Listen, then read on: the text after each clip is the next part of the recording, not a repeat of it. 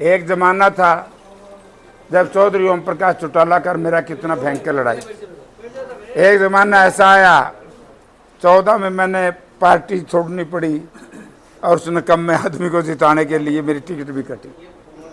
फिर 19 में उन्होंने मेरा जमा रोक काट दिया। मन नहीं मेरा बेटा इतना चला के यूँ करेगा, ले आओ कर जाएंगे फिट काम, चिंता ना करो। था बहुत बहुत धन्यवाद।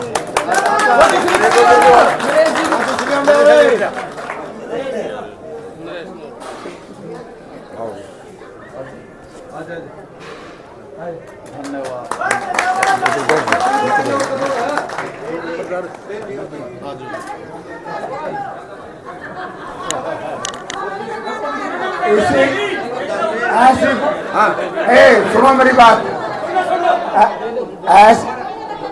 सुनो, ठीक है ना।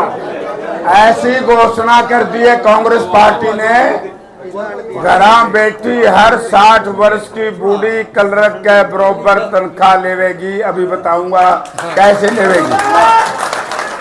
एक मिनट, बहुत ही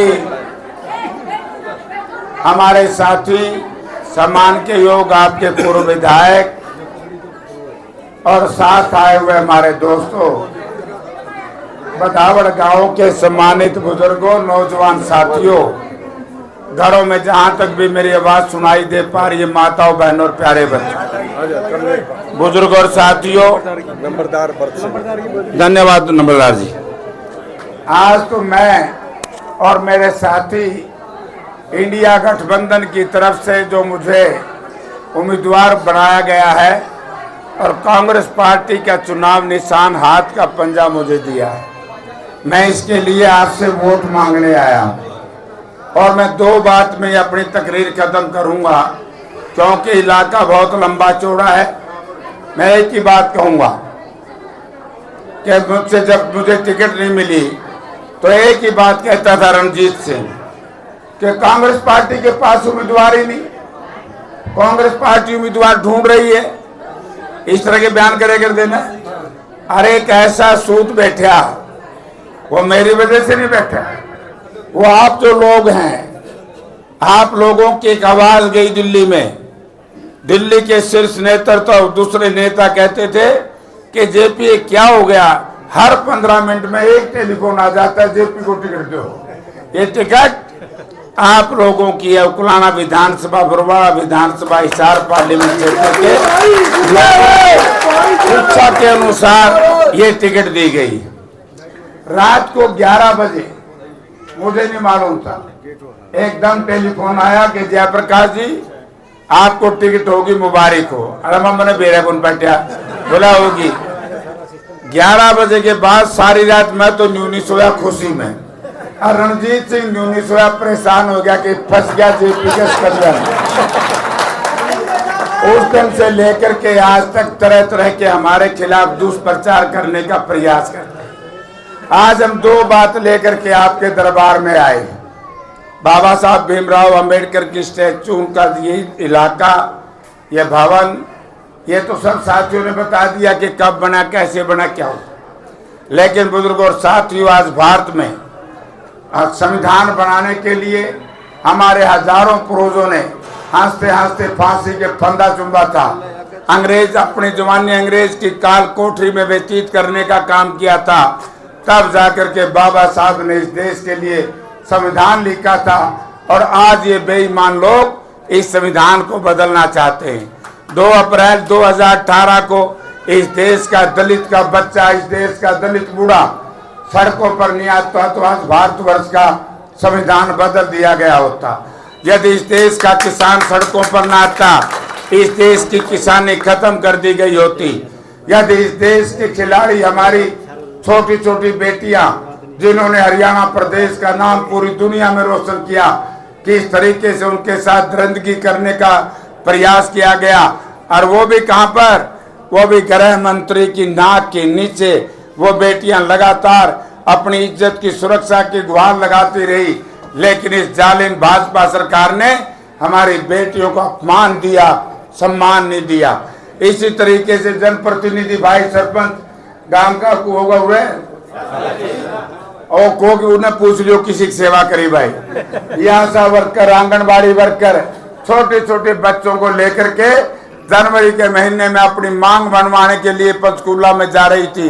किस तरह इस बेईमान सरकार ने जनवरी के महीने में उनके बच्चों के ऊपर पानी की बौछार कर करके उनको बीमार करवाने का काम किया। हमारे सरकारी कर्मचारी भाई ओपीएस की बहाली को लेकर आंदोलन करते हैं तो लाठियों को पिटवाने का काम करते हैं। तो साथियों, आज प्रजातंत्र खतरे में है। हमारी लड़ाई दो बात को लेकर के है। हमने प्रजातंत्र को बचाना है, क्योंकि प्रजातंत्र का मायना क्या है कि कोई सरकार यदि जनता से गलती से बन जाए तो 5 वर्ष के बाद जनता उसको बदल दे और नई सरकार बना दे। आपने देखा होगा कि चंडीगढ़ का मेयर का चुनाव इंडिया गठबंधन के प्रत्याशी थे आम आदमी पार्टी के, उनके पास 9 वोट ज्यादा थी, उसके बाद भी इन्होंने बीजेपी के उम्मीदवार की घोषणा कर दी जीत की। इससे बड़ी बेईमानी क्या होगी। इसी तरीके से सूरत में कांग्रेस पार्टी के उम्मीदवार की नॉमिनेशन पेपर ही कैंसिल करवा दिया। इसी तरीके से इंदौर में कांग्रेस पार्टी के उम्मीदवार को पुलिस में गिरफ्तार करवा करके उसके प्रपोजलों के ऊपर ईडी की रेड करवा करके मुकदमे बनवा करके पर्चे कैंसिल कराने में लगे हैं। तो मैं आपसे एक ही नम्रता पूर्वक निवेदन करना चाहूंगा, यदि आप प्रजातंत्र की बहाली कराना चाहते हो, यदि आप बाबा साहब के द्वारा बनाए गए संविधान को बचाना चाहते हो, तो 25 तारीख को ना लाठी की जरूरत, ना तोप और बंदूक की जरूरत, केवल थोड़े से संयम की जरूरत है। सुबह नहा धो के तमसारी और दबा दब हाथ का पंजा, हाथ का पंजा, हाथ का पंजा, सांस से नान दो पड़ोसियों की जी आपको निकल जाए। अब मैं बताना चाहूंगा, मैं हमारी मातृशक्ति को कह रहा था, इसका बहुत बढ़िया इंजाम कांग्रेस पार्टी ने हमारी मातृशक्ति को देने का काम। जो 60 साल की बूढ़ी हो जाएगी उसने तो बुढ़ापा पेंशन देंगे 6000 रुपये, 6 हो गए। और हर महिला को घर में 1-1 लाख रुपया देंगे, 8,500 हो गए, 8,500 और 6 14,500 मिलेंगे। घर में कलरक बर्गा लाया क्या कि नहीं लाया क्या, मैंने बताओ। हर दलित समाज को, सुन भाई, हर दलित परिवार को, हर बैकवर्ड परिवार को हम लेऊंगा लेके जाऊंगा, ले ले ले ले ले धन्यवाद। हर बैकवर्ड और हर दलित को 100 गज के प्लाट में 2-2 कमरे का मकान बना करके देंगे।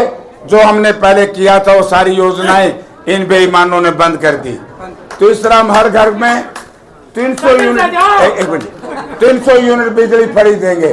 यहाँ बिजली रमजीत के बिजली वाले रातों रेड करते अंडे जाओ उन तक पेंडा छुड़वा देंगे। 500 रुपए का सिलेंडर देंगे। 2 लाख बेरोजगार नौजवान बच्चों को पक्की नौकरी देंगे, कौशल पे नहीं, सरकारी नौकरी देंगे।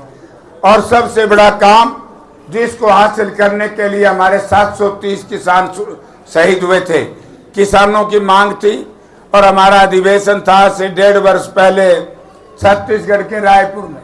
चौधरी भूपेंद्र सिंह हुड्डा उस कमेटी के चेयरमैन थे। तो उस दिन एक हमने रेजोल्यूशन पास किया था कि जैसे इंडिया गठबंधन की सरकार आएगी हम किसान को एमएसपी देंगे। एमएसपी का मतलब C2 + 50% प्रॉफिट। जो किसानों की मांग थी वो लागू करेंगे और जो उसको नहीं मानेगा हम उसको कानून की गारंटी करके जो उससे नीचे खरीदेगा उसको सजा का प्रावधान करेंगे। तो इस तरह की व्यवस्था हम आपकी करेंगे। हमारे सरकारी कर्मचारियों की सोच है वो अडानी के शिकंजे में कलच में फंस गए तो उनकी भी ओपीएस ओल्ड पेंशन बहाल करने का हम काम करेंगे। तो और दूसरी सारी व्यवस्थाएं हैं। तो मैं तो आज से एक ही बात कहूंगा भाई, 1.5 साल पहले मैंने आदमपुर में चुनाव बाई इलेक्शन लड़ा था और आदमपुर के अंदर आज जो हरियाणा प्रदेश में हवा है इस सारी हवा को तूफान में बदलने का काम आदमपुर के लोगों ने किया था। जब से आदरणीय श्रीमती सोनिया गांधी ने चौधरी भूपेंद्र सिंह हुड्डा के नेतृत्व में उदयभान जी को प्रदेश के अध्यक्ष की बागडोर सौंपी, उसी दिन से आपने देखा होगा हर दलित SC BC बूथ में कांग्रेस पार्टी जीती थी। आज मैं गांव कुलाना विधानसभा क्षेत्र का पहला गांव है और जिस तरह का जोश हौसला मुझे आपको दिखाई दे रहा है, मैं ये कह सकता हूँ, कल तो नारनोंदाड़े कह रहे थे चरत सिंह जी कि सबसे ज्यादा जीत हमारी होगी। 3 दिन पहले रोड शो में उचाना वाले कह रहे थे, हमारे काकड़ों के कई साथी मुझे दिखाई दे रहे हमारी होगी। आज मुझे ऐसा लग रहा है कि सबसे ज्यादा 1 नंबर पे कुलाना विधानसभा क्षेत्र की जीत होगी। अब मैं एक बार फिर जिन साथियों ने मेरे सिर के ऊपर पगड़ी बांधी है, पगड़ी किसान का, इंसान का, मजदूर का, इज्जत का प्रतीक होती है। जयप्रकाश की नसों में जब तक खून का आखिरी कतरा रहेगा, बदावड़ गांव की सम्मानी पगड़ी को अपमानित नहीं होने दूंगा। आपका बहुत बहुत धन्यवाद।